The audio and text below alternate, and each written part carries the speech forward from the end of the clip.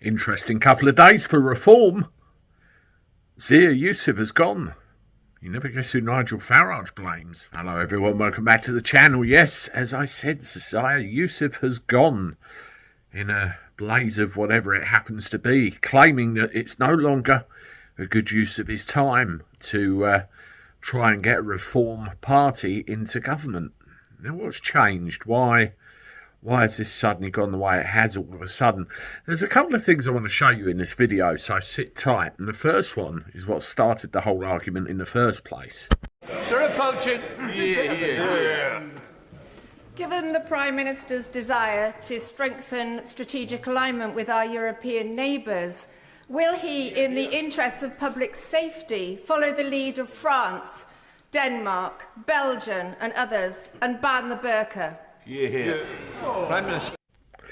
Okay, so Sarah Pochin goes into Parliament. She asks a question which many of us in the country do ask, will ask, and probably are going to ask in the future.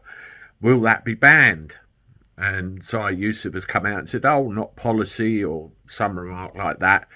The proverbials hit the fan and off he goes.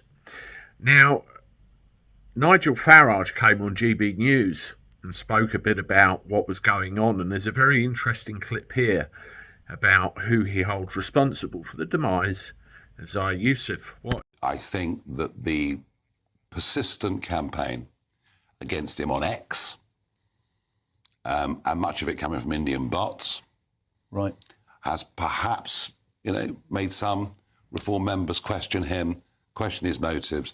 All of that's completely unfair.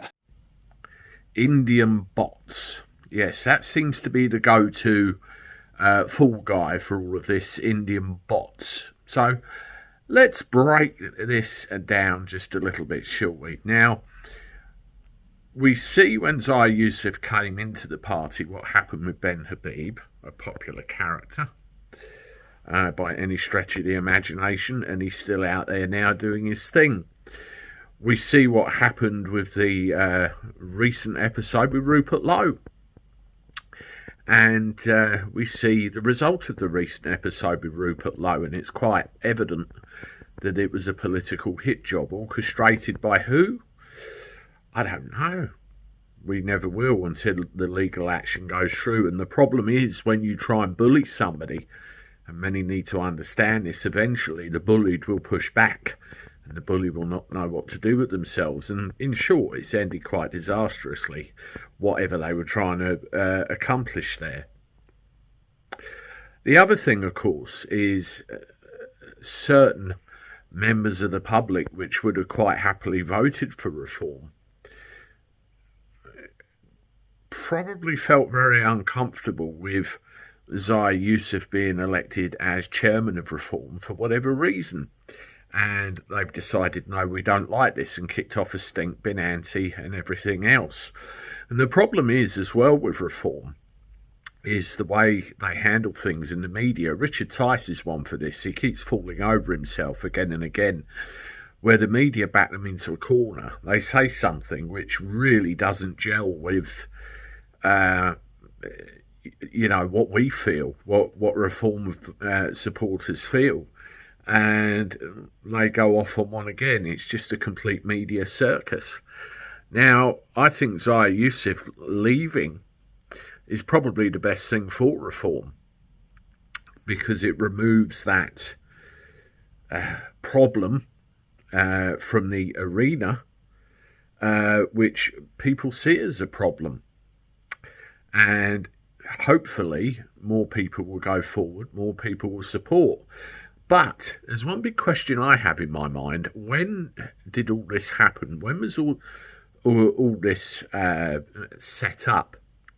Now, I had a look at Companies House, and you can see here from this screen dump that on the 18th of May, there was a change of name paperwork filed with Companies House to change the Reform Party Limited to Reform 2025.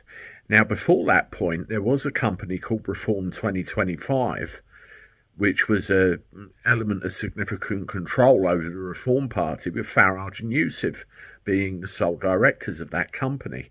So there's been a bit of manoeuvring around in the background in let's say mid to late May, and then all of this comes out. I'm not convinced at all that this was a knee-jerk reaction. I'm not convinced at all that this just happened because Yusuf had a problem with the burka. I think conversations happened weeks ago, if not months ago. This was all pre-planned. How are we going to get out of this? I know. Sarah, could you do me a favour? Ask this very inflammatory question within Parliament, and as soon as that happens, it will give us the impetus to set the ball in motion. That's just my theory. I could be wrong, but all the pieces point in that direction. Let me know what you think in the comments. It'd be interesting to read what you think. Please, if you haven't done so, subscribe to the channel. I would very much appreciate it. We're doing all right with that at the moment. Hit the like button. This video that's just popped up is another one of my reform videos you might find interesting. And as always, I look forward to talking to you soon. Toodaloo.